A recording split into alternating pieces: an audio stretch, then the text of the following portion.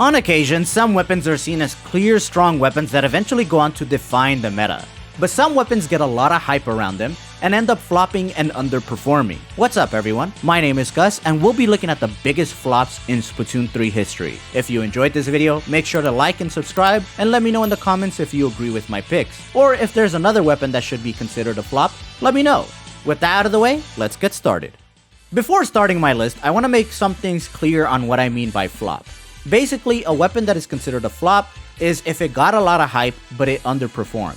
This is not to say that the weapons are bad, just that they were overhyped for being incredibly strong, but it had minimal impact on the meta and in competitive play. Starting off with number 5, we have the charcoal decavitator. To be fair, I was the person who contributed to the hype train. When this weapon was first revealed, I thought the main weapon was incredibly insane. Huge hitbox combined with good range, and a lunge shot that closes the distance between you and the enemy. And then you give this weapon Inkjet, a special that pairs well with close range weapons. I thought this weapon was gonna make a difference in the meta, but it ended up sizzling out very quickly. People quickly learn how to play around it. You maintain your distance, check for sharks, and continue to maintain turf control. It's basically like fighting a better roller where you gotta keep them at a distance and wall them out. There's a clear pattern to how decav attempts to approach you, so if you're aware of that, decav can struggle to get in and do the one thing that it's strong at. I still think decav has a lot of potential, but for the hype it got, it earns a spot at number 5. Moving on to number 4, we have the light tetra dualies. You know how for a long time some players would say, all tetras needs is a good special to complement the main weapon? Well, no more splashdown, no more auto bomb rush, no more reef slider. We now have a zipcaster that'll make this weapon succeed. Unfortunately, this weapon did not see the light of day being used in Splatoon 3. It flopped so bad that players decided to go back to using the original kit with arguably the weaker special, Reef Slider. And yes, Light Tetras does have Sprinkler, but does it need a good sub to perform? In my opinion, not really. And to be entirely fair, I think Light Tetra's flops had to do more with the change in the meta. Around Light Tetra's debut, Tacticooler was becoming a prominent staple in team compositions. Why run a weapon that specializes in quick respawn strategies when you can get the better QR effect from Tacticooler and give it to another weapon that will probably have a better overall kit? Also, why take up a slot for a Zipcaster on your team composition if there's a better option? A lot of the reasons this weapon did not succeed was factors outside of it. Because personally, I think Tetras are one of the best main weapons in the Slayer role, and Zipcaster alongside Kraken is a special that is able to defy the traditional pace of Splatoon 3. But whether it's a bad kit or a bad meta, Tetras can seem to catch some luck in Splatoon. At number 3, we have the Zink Mini. Now if you never played Splatoon 1, this weapon's name might not resonate or send chills down your spine. In that game, the Zink Mini was one of the strongest weapons in the game. It was a highly mobile weapon with a sub that immobilized the enemy, and it had an invincibility special that complemented its mobility to continue to kill the enemy. So when Splatoon 3 introduced the Zink Mini we have today, a reference kit to the original kit, some players thought the Zink Mini meta was coming back, but they were far from the truth. First and foremost, the downfall to this weapon is the fact that it got a reference kit. The sub and the special are completely different. Toxic Mist is a nerfed version of Disruptor, and Big Bubbler forces you to stay in one spot to protect yourself, unlike Bubbler in Splatoon 1. And as time passed on, this weapon continued to receive buff after buff, and that was still not enough to encourage players to continue to use it. Even during a time where Big Bubbler was pushed as a way to protect yourself from Trizuka as it became meta, some players tried it and probably after a couple of tournaments decided to drop it. Because Zink Mini isn't what it used to be. Zink Mini was never meant to return to its glory. Instead, this reference kit was to remind us of what it was, and now it has largely remained forgotten.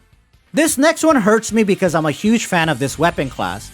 Ever since their introduction in Splatoon 2, they played a nice role in keeping the shooter class in check, but with some nerfs in the transition to Splatoon 3, this weapon class became the worst in the game. At number 2, we have the Sella Brella. For about 1 year and a couple of months, the Brella class was just getting bullied to oblivion by not just lag, but being outclassed by Splatoon 3's newest class, the Splatonas. Brella's already had other matchup weaknesses, and we continue to add onto it with the new weapons. But that wasn't really the issue, right? All Brella needed was a good kit, and then it could fight against those matchups. The first kit it got was Sprinkler and Tri-Strike, and that kit didn't really complement Brella's playstyle. So what would happen if we gave Brella its best kit in Splatoon history? Absolutely nothing. Sorella Brella came with Autobomb and Inkjet, and a lot of players were really excited about the introduction of a Brella coming with a strong special like Inkjet. Honestly, I think this kit is arguably one of the most synergistic kits to come to Splatoon 3 after launch, but even with this kit, it just struggled. It continued to get outclassed even with this stronger kit, and with Trizooka becoming so popular in the meta, one shot just phased through the Brella shield, making this weapon's identity feel non-existent and a hell to play with. All this hype for an amazing kit, for it to be destroyed by the new weapons in Splatoon 3, resulting in it becoming a flop. At number 1, we have the most overhyped weapon, resulting in it becoming the biggest flop in Splatoon 3 history, the S-Blast 92 and the S-Blast 91. Now you might be surprised that I'm including both kits, but that's because you can't really talk about one of them without talking about the other. When S-Blast 92 was first introduced, I was a bit skeptical, and when its kit was revealed, I knew this weapon was going straight to its funeral. Now some players disagreed.